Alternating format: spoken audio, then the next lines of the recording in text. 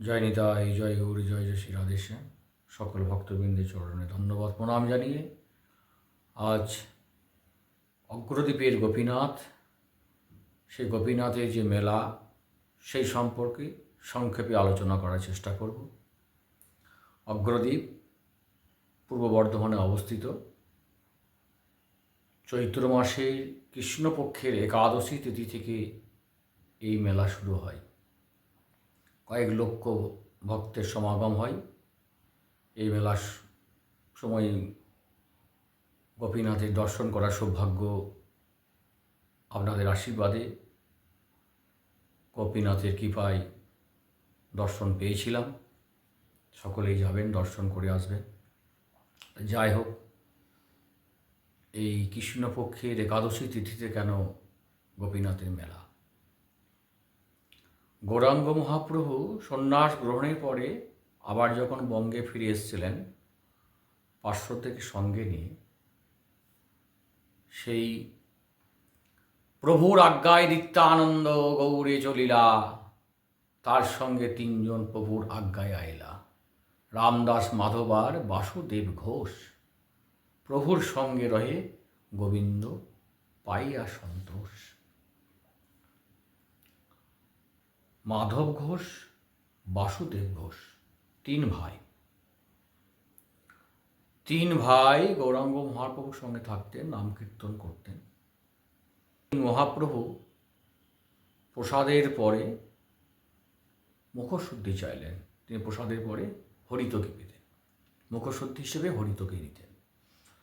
সে গোবিন্দ ঘোষকে মুখশুদ্ধি যখন চাইলেন, সেই গোবিন্দ ঘোষ সেই মুখশুদ্ধি, সেই হরিতকির অন্বেষণে বেশ কিছুটা বিলম্ব হয়ে যায়। বেশ কিছুক্ষণ পরে মহাপ্রভুকে হরিতকি দেন। দ্বিতীয় দিনে, পরের দিনে আবার প্রসাদের পরে যখন তিনি মুখশুদ্ধি চাইলেন, সাথে সাথেই কিন্তু হরিতকিটা দিলেন। তখন মহাপ্রভু বললে যে গতকাল তুমি যে মুখশুদ্ধি দিয়েছিলা অনেকটা বিলম্ব করে, অনেক দেরি করে, আজকে যখনই চাইলাম তখনই সাথে সাথে দিয়ে দিলে, কোথায় পেলে তুমি? তখন গোবিন্দ ঘোষ বলেছিলেন যে আপনি তো প্রসাদের পরে পাবেন, তাই আমি সঞ্চয় করে রেখেছিলাম, তার জন্য আজকে সাথে সাথে দিতে পেরেছি। তখন মহাপ্রভু বললেন, সন্ন্যাসীদের সঞ্চয় করা উচিত নয়। তোমার এখনো সঞ্চয়ের বাসনা যায়নি, তুমি সংসারী হও,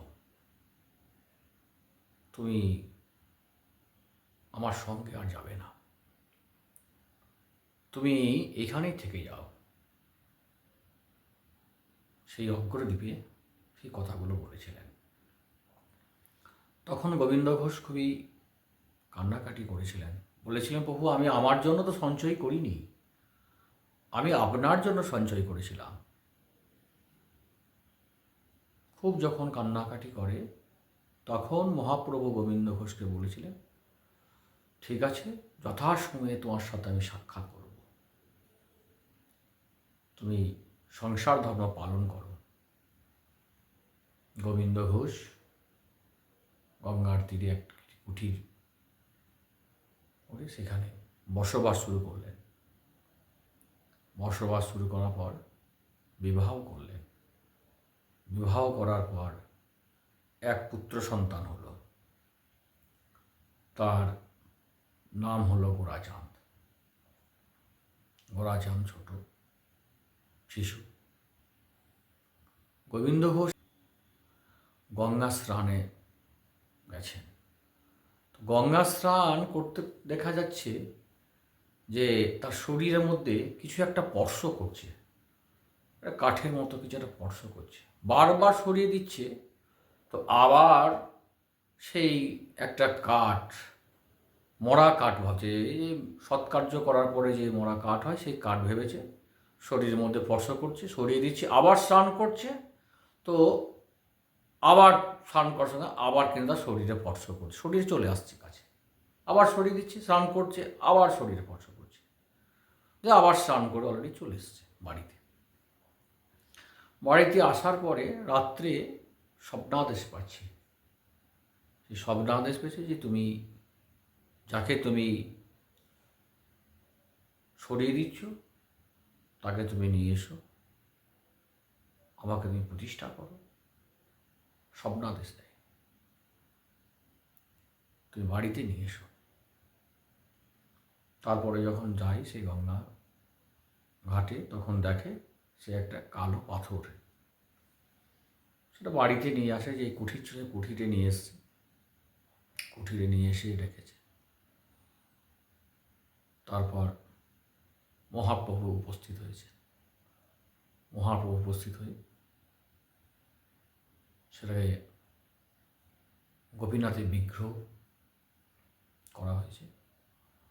সে গোপীনাথের বিগ্রহ করে মহাপ্রভু নিজে প্রতিষ্ঠা করেছিলেন সেই বিগ্রহের। সেই প্রতিষ্ঠার পরে গোবিন্দ ঘোষকে সেবা, সঠিকভাবে সেবা দেওয়ার জন্য বলেছেন। এই মহাপ্রভু চলে গেছেন। গোবিন্দ ঘোষ যথা নিয়মে সেবা দেন। পাশের গ্রামে গোবিন্দ ঘোষ যাবে, তার যে পুত্র সন্তান, সেই পুত্র সন্তানের নাম রাখা হয়েছিল গোরাচাঁদ। সে গোবিন্দ ঘোষ গোরাচাঁদকে বলে যায়, বাবা গোরাচাঁদ, আজ আমি থাকবো না, তুমি গোপীনাথের সেবা দিও। এই বলে গোবিন্দ ঘোষ যখন চলে যায়, সেই গোরাচাঁদ একদিন সেই গোপীনাথের সেবা দেবে। সেবা দিতে গিয়ে ভোগ লাগিয়েছে, তখন সে গোপীনাথকে সে ভোগ খাওয়ার জন্য বলছে, গোপীনাথ তুমি ভোগ খাও, গোপীনাথ তুমি ভোগ খাও। গোপীনাথ বিগ্রহ, ভোগ কী করে খাবে? ছোট শিশু গোরাচাঁদ জানে না, তুমি তো বাবার কাছে খাও, তো আমার কাছে খাবে না কেন? এই বারবার বলে, অঝোর ঝরে কান্না করে, তুমি যদি না খাও তাহলে বাবা তো আমাকে বকবে। এইভাবে বারবার বলে, খুব কান্নাকাটি করে। সেই ক্রন্দনে সেই গোপীনাথ তখন বিগ্রহ থেকে বেরিয়ে এসে, দাও গোরাচাঁদ, দাও ভোগ দাও। তখন সেই প্রসাদ দাও। সেই প্রসাদ কিন্তু সেই গোপীনাথ খেয়েছিল গোরাচাঁদের কাছে। কিন্তু গোপীনাথ বলেছিল গোরাচাঁদকে, তুমি এই কথা কিন্তু কাউকে বলবে না, তুমি যদি বলো তাহলে কিন্তু তুমি মারা যাবে।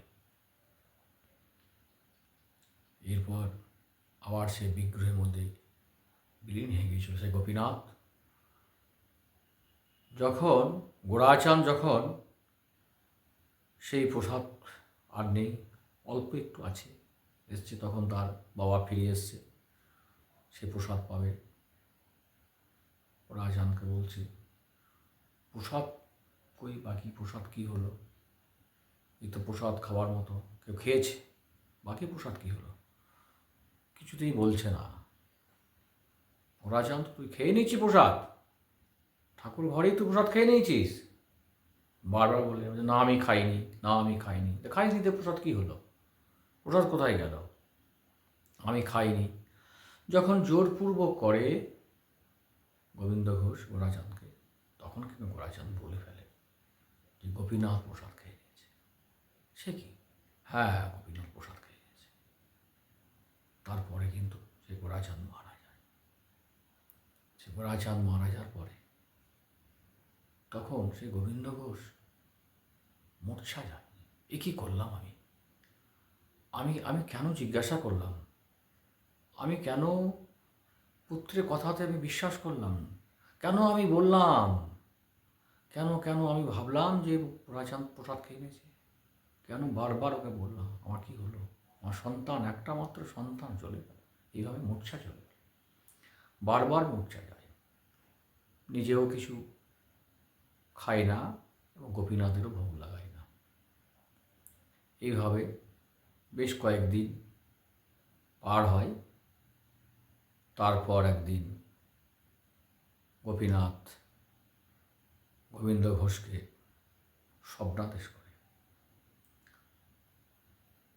গোবিন্দ, তুমি আমার সেবা দাও, তুমি আমার সেবা দাও। একটা সন্তান গেছে তো কি আছে, আমি তোমার সন্তান। না, আমার সন্তান চলে গেছে, আমার শ্রাদ্ধ কে করবে? আমার আমার মৃত্যুর পরে আমাকে শ্রাদ্ধ কে করবে? আমার সন্তান, আমি তোমার সন্তান, আমি তোমার শ্রাদ্ধ করব। তুমি আমার সেবা দাও, আমি তোমার কথা দিচ্ছি। তোমার সন্তান কতদিন শ্রাদ্ধ করতো তোমার? যতদিন থাকতো ততদিন। কিন্তু আজ আমি তোমাকে কথা দিচ্ছি, যতদিন পৃথিবী থাকবে, যতদিন চন্দ্র সূর্য উদয় হবে, ততদিন তোমার শ্রাদ্ধ হবে। সেই শ্রাদ্ধ আমি করব। এই চৈত্র মাসে কৃষ্ণা একাদশী তিথিতে একদিন গোবিন্দ ঘোষ দেহ চলে গেল। দেহ চলে যাওয়ার পরে সেই গোপীনাথ পুরোহিতকে স্বপ্নাদেশ করে এবং তার যে শ্রাদ্ধের যে পোশাক, সেই পোশাক কিন্তু পরে দেয়। সে শ্রাদ্ধের পোশাক পরে। তখন থেকে আজ অবধি এই প্রত্যেক বছর চৈত্র মাসের কৃষ্ণা একাদশী তিথি থেকে এই গোপীনাথের মেলা হয়, এই গোপীনাথের মেলা বসে। এই হচ্ছে অগ্রদ্বীপের গোপীনাথ। সকলেই একবার সেই গোপীনাথকে দর্শন করার চেষ্টা করবেন। সেই গোপীনাথের কৃপায় আমার একবার দর্শন করার সৌভাগ্য হয়েছে। তাই সকলেই যাবেন, সকলেই খুব ভালো থাকুন। জয় গোপীনাথ, জয় গোপীনাথ, জয় গোপীনাথ। নিতাই গৌর হরি বল, হরি বল, হরি।